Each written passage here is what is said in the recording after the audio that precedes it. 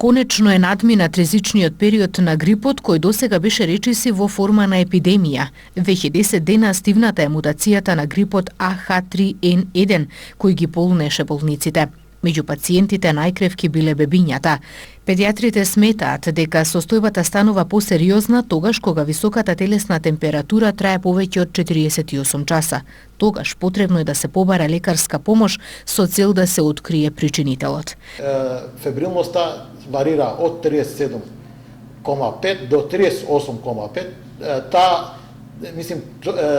Таа граница е границата што го викаме состојба со појава на субфебрилна и фебрилна состојба на детето.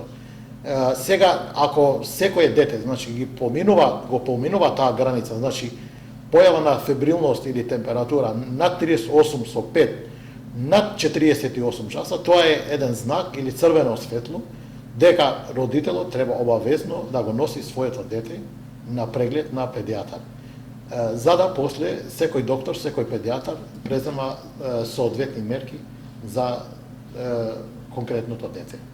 У почеток на доенечкиот период, значи парацетамолот се дава во вид на чепчиња или во вид на супозитори, и тоа се класифицира, примерно, се почнува од најмала доза 80, тоа се дава, значи дозирањето се врши индивидуално, значи за секое дете се даваат индивидуални дози, тоа се рачуна на килограм телесна тежина, меѓутоа многу е битно да се знае дека на доенечкиот период се даваат чепчиња или до 8-миот месец се даваат чепчиња, над 8-миот месец или после првата година се дава во вид на сируп, парацетамол во вид на сируп, и тоа се дозира адекватно, толку колку што треба према килограм.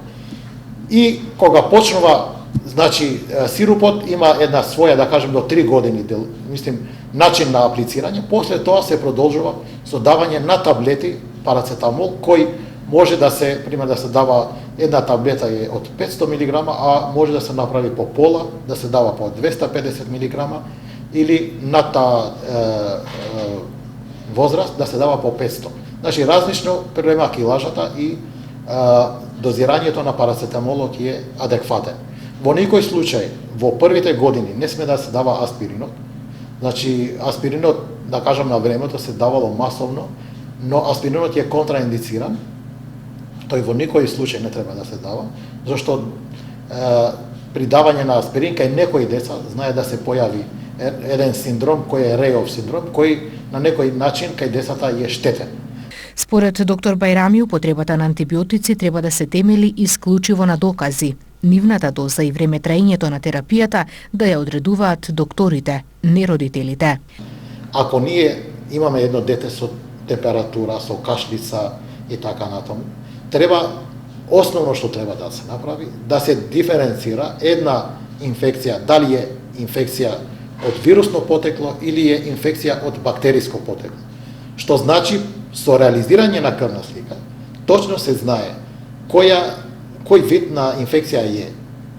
Ако имаме покачување на лимфоцити, тоа е, значи, вирусна. Ако имаме покачување на гранулоцити или неутрофили, тоа е бактериска, каде што е апсолутна индикација за употреба на антибиотици. Меѓутоа, кај вирусни инфекции, употреба на антибиотици во никој случај не е дозволено, не е индицирано. Така да врз база на една основна крвна слика, меѓутоа не значи дека само со крвна слика ние можеме да даваме. Треба да се реализираат и други маркери за инфламација, како што е ЦРП или протеин Ц реактив. И други методи. Меѓутоа не значи дека ако е почнат еден антибиотик првите денови, се подобрува состојбата на детето. И родителите знаат веднаш да го прекинуваат, значи третиот, четвртиот ден го прекинуваат антибиотикот. И со тоа на некој начин, на таа, да кажам, борба што го врши антибиотикот заедно со имунитарниот систем на детето, го прекинуваат у средина и создаваат обратен контраефект на агенсите, било тие да се вируси, било тие да се бактерии, и за неколку дена пак истата инфекција да појави во многу побурна своја форма. Така да антибиотикот или треба да се почне како што треба, да се мислим да се тера дозата до крај или да не се почне воопшто. Така да и докторот, пример, секој доктор, ама и секој родител треба да е многу предпазлив при тие, да кажам, при тие мерки кои се многу значајни. Целосниот разговор со доктор Сани Бајрами ќе имате можност да го гледате во недела во детската емисија Тути Кидс во 11 часот и 15 минути.